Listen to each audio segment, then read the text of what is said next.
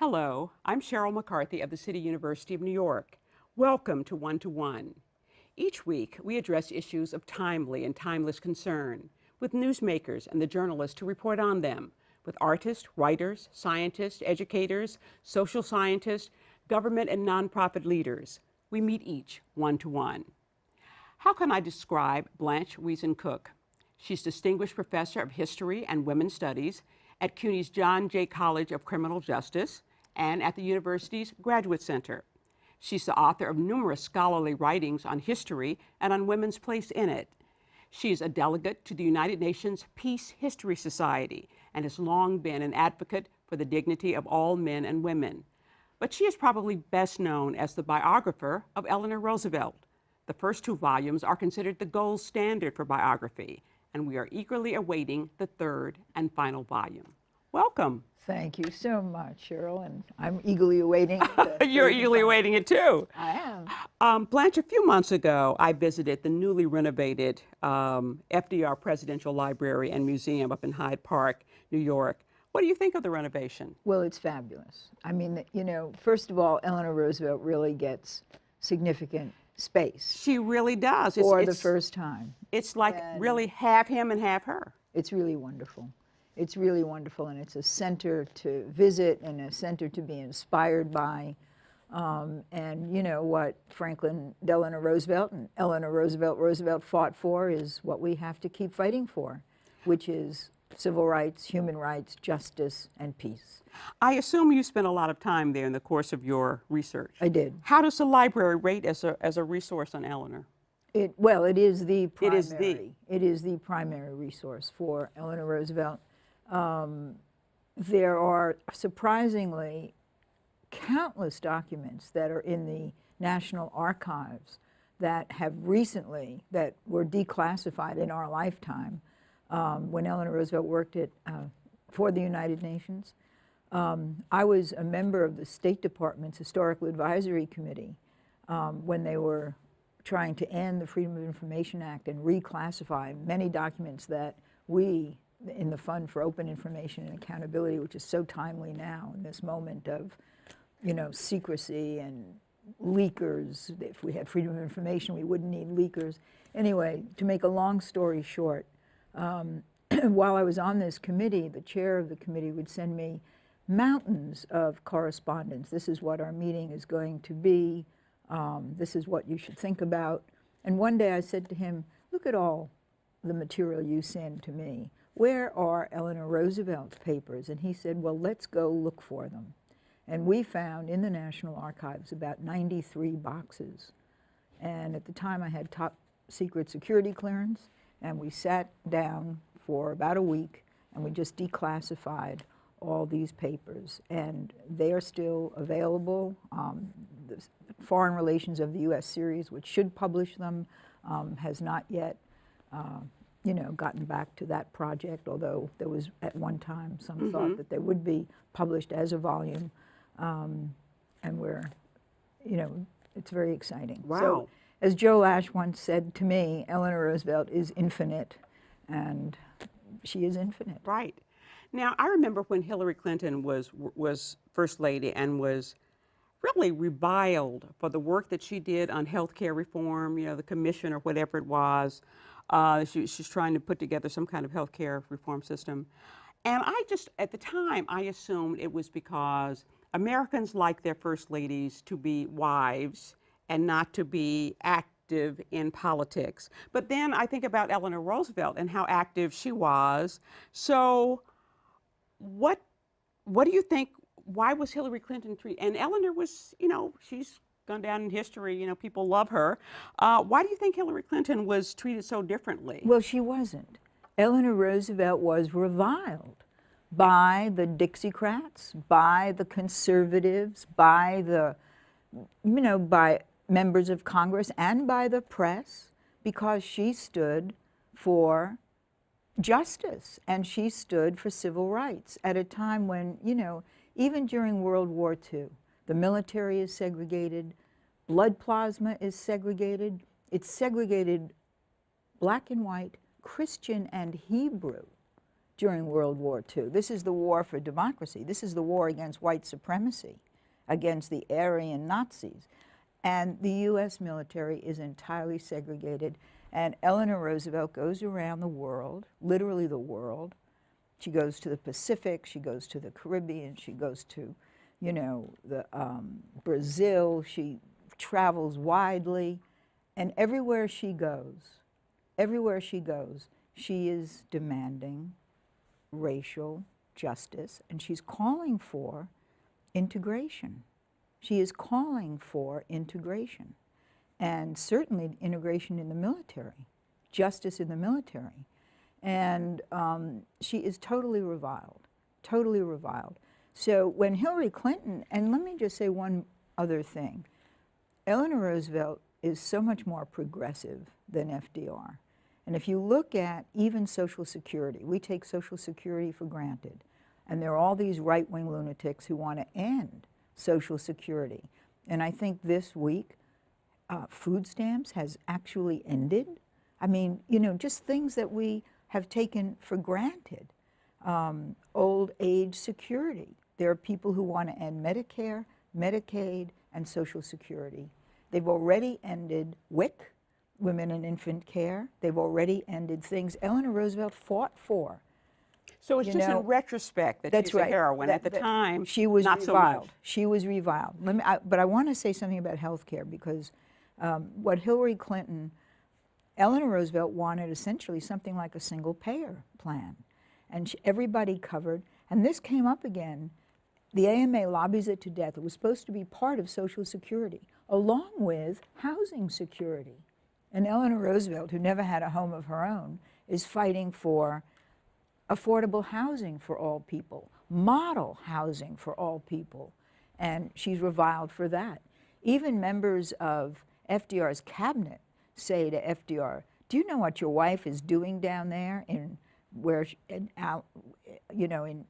she has this great homestead area in West Virginia? She's spending money like a drunken sailor. If she has her way, how are we going to tell the rich from the poor?" And Eleanor Roosevelt says, "Well, in matters of such simple dignity and decency, like indoor plumbing, we should not have to tell the rich from the poor." And that's her position. How did she get to be, you know, she comes from this really, as blue blood American families go, hers was very blue blood, you know, where the ladies, you know, they may have worked with charities, but they were not social and political activists. She didn't even go to one of those women's colleges that encourage you to do that kind of thing. So where did this come from, this idea of I'm going to go out there and be politically involved, a champion of the underdog, take on so many causes? Where did that come from?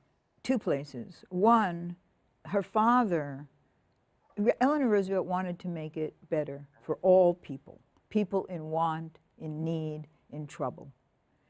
And partly it's about, she wanted to make it better for people like her mother and father. Her father was a drop-dead alcoholic who died at the age of 32. Imagine how much you have to drink to die at the age of 32, when Eleanor Roosevelt is only 10. Her mother, miserable and unhappy, essentially turns her face to the wall and dies when Eleanor Roosevelt is 8. So Eleanor Roosevelt is an orphan, brought up by her grandmother, and then, very lucky, sent away to school at Allenswood in England, where she has this great teacher, the headmistress of Allenswood, Marie Souvestre. And to this day, there's no biography of Marie Souvestre, and I just long for one. I tell all my graduate students, think about Marie Souvestre, who said marvelous things, who noticed that Eleanor Roosevelt was a leader, and who really believed that justice was possible, who really infused Eleanor Roosevelt with a spirit of activism. And then when she comes back to the United States to come out when she's 18, she gets all involved with these radical women who found the Junior League. She meets Lillian Wald and Jane Addams, who are, who are influenced by Toynbee Hall in England, and they found, Lillian Wald founds the Henry Street Settlement, Jane Addams, Hull House, and Eleanor Roosevelt is part of this movement, and she teaches athletics and dancing at the Rivington Settlement House, and she wants to make it better for all people in need, in want, in trouble. And very early on, she has a sense that we're all connected. You talk about her work, and she gets a lot of credit for her civil rights work on behalf of blacks, resigning, the whole Marian Anderson and the DAR, her friendship with A. Philip Randolph and Mary McLeod Bethune. I teach my opinion writing class, we read a couple of her columns. One she calls for better housing for blacks in Washington, and another for reforms at the Black Girls Reformatory in Washington. But my sense is that there were blacks who were very frustrated with her because at times she cautioned them to be patient and to sort of, time will heal some things, and you're going to have to prove, in order to be totally accepted, you're going to have to prove to whites that you're deserving of certain rights. And I know that there were some African Americans who were frustrated with that. There are three things going on here. One is her commitment to change is absolute. And this begins in May 1934. She strides on to a stage after the National Education Association, and this is so timely now, is we're closing public schools all over America, and our own public schools are in a state of siege. And they pass, NEA passes in 1934 a very simple resolution saying segregation is bad. Segregation makes white children think they're superior and children of color think they're inferior, and it destroys all hope of community. And Eleanor Roosevelt, who has been a teacher in a restricted school, her own school, Todd Hunter, strides onto the stage and says, I'm going to read it, if I may, because I brought it to read it. It's so perfect for this moment. I noticed in the papers this morning the figures given of the cost per capita for the education of a colored child and a white child, and I could not help but think how stupid we are, since democracy depends above all on an educated citizenry, a literate, informed, concerned people. We should really bend our energies to giving to children the opportunity to develop all their gifts, the best that is in them. She asked for universal, excellent public education as a matter of self-interest and self-preservation of our democracy. We must have equal opportunity for all children, regardless of race and creed. She goes on, this is all in volume 2, so folks can read the whole thing, but she ends it by saying, I think the day of selfishness is over. This is 1934, this is 2013.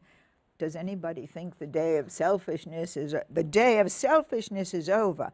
The day of really working together has come, and we must learn to work together. All of us, regardless of race or creed or color, we must wipe out, wherever we find it, any feeling of intolerance, of belief that one group can go ahead alone.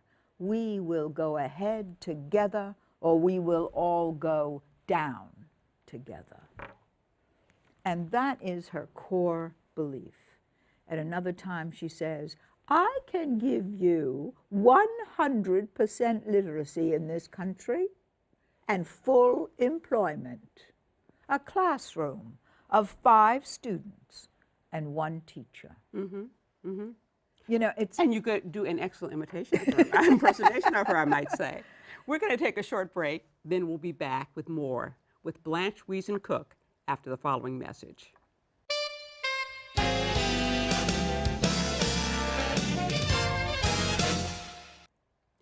Welcome back to One to One. I'm Sheryl McCarthy of the City University of New York, and I'm talking with Blanche Wiesen Cook, Distinguished Professor of History and Women's Studies at John Jay College and at our Graduate Center. You have been working on your biography of Eleanor Roosevelt for, more than 3 decades. Do you continue to find out things about her that surprise you? You know, she really is miraculous. And every day I find out more that I no longer am surprised, I'm awed. Right. She continues to change, she continues to grow, she continues to keep her eye on the prize.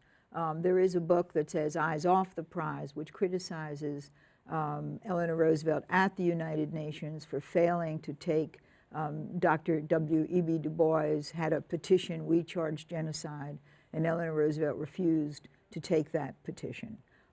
She didn't want it to be used as anti-American propaganda by the Soviet Union.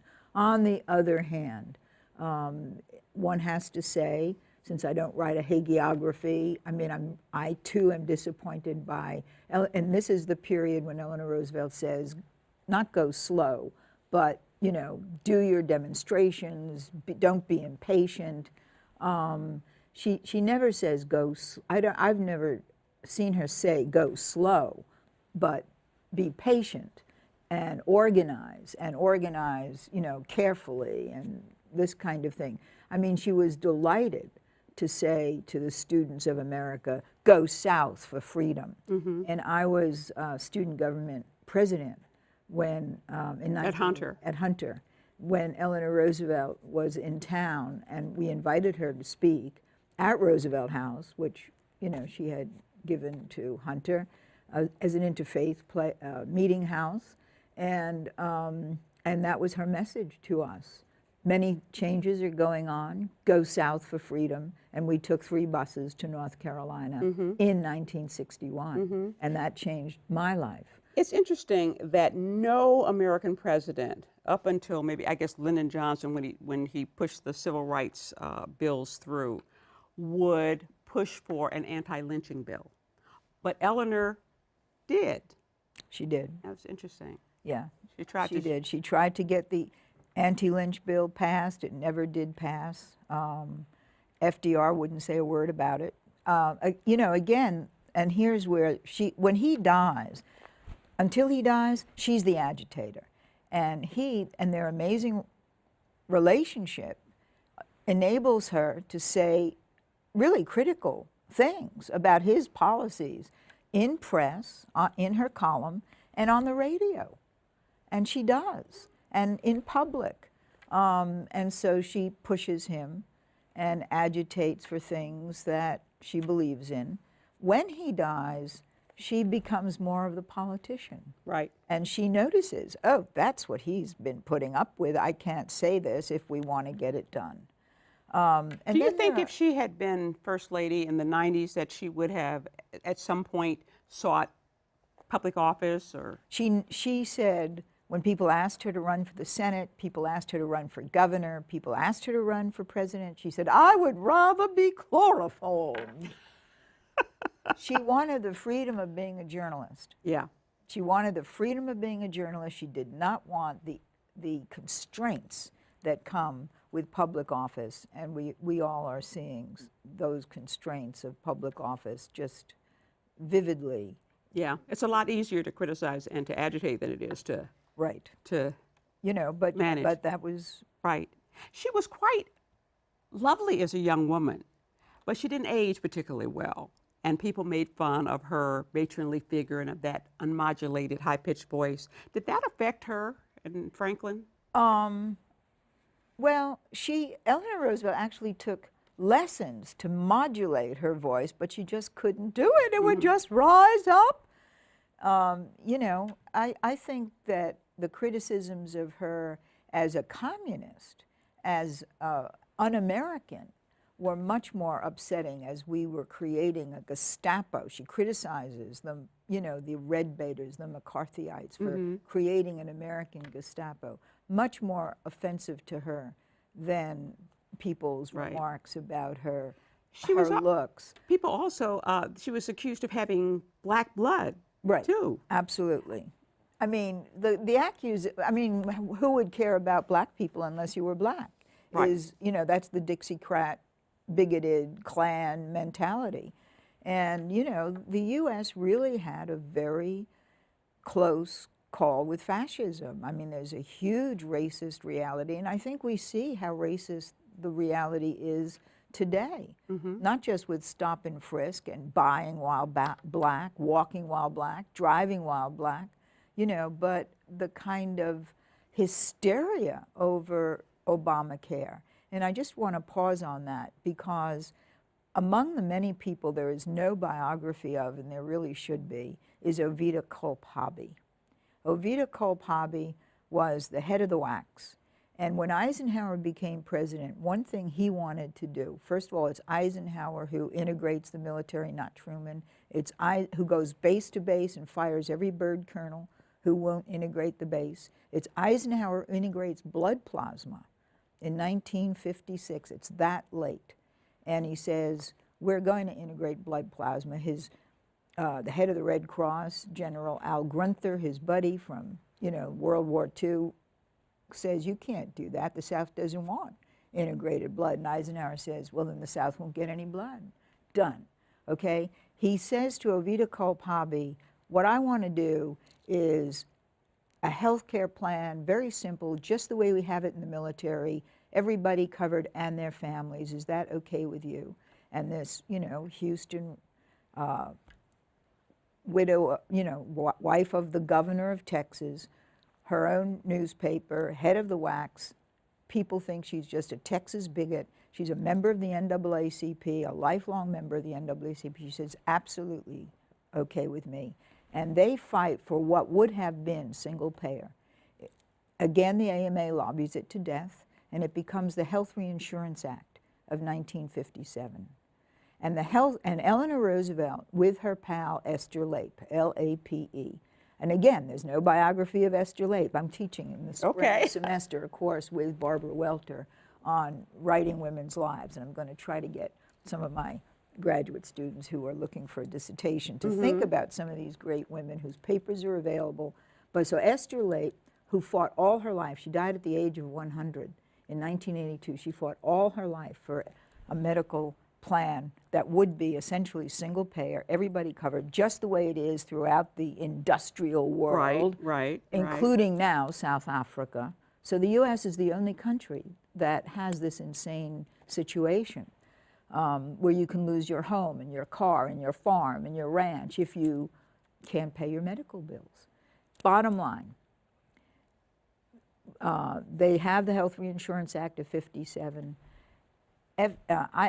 Eisenhower gives the pen he signs the bill with to Esther Lape, and she waves it to the journalist and says, now this bill represents just a puny little bone in the vertebrae of what I had in mind. Okay, fast forward to Hillary Rodham Clinton, and she wants to have something closer to the Health Reinsurance Act. Right. But the lobbyists against women, the lobbyists against, everything public. I mean, it's Clinton, let's remember. He gets a pass, but he ends welfare as we know it. Right. He ends Glass-Steagall. Why does Clinton get such a pass? I'll never know. He ends Glass-Steagall, which gives the banksters this race to the top and collapse for the rest of us. What makes good biography? You're teaching a course in writing women's life. What makes good biography? James McGregor Burns told me one night while we were having dinner, I have one word of advice to you, be bold. He wasn't bold, he said in his first book, and he regretted it. And his advice to me was be bold. That's one thing. Write from your heart. Ruth Gruber, that marvelous journalist, photojournalist, said she always, Ed Steichen told her to take pictures from her heart. Write from your heart. Okay. The second thing is do the research. The answers are lurking, if you're lucky, the answers are lurking in the documents, the letters, the diaries, the newspapers, the columns, it's there. And then letters about. So not just your subject, but the circle your subject lives in. Okay? Okay. So it's those. yeah. those And then things. there are secrets. What are what are the sources that lead you to the secrets? Okay. And we need freedom of information, and someday we could talk about Okay. stampers and Well, leakers. I'm looking. I think we're all looking forward to your third volume. Which I'm not going to ask you when it's going to come out, but we're looking forward to it. Thank Okay. you so much. Thank you so much. We're out of time. I want to thank Blanche Wiesen Cook for joining us today for the City University of New York and One to One. I'm Sheryl McCarthy.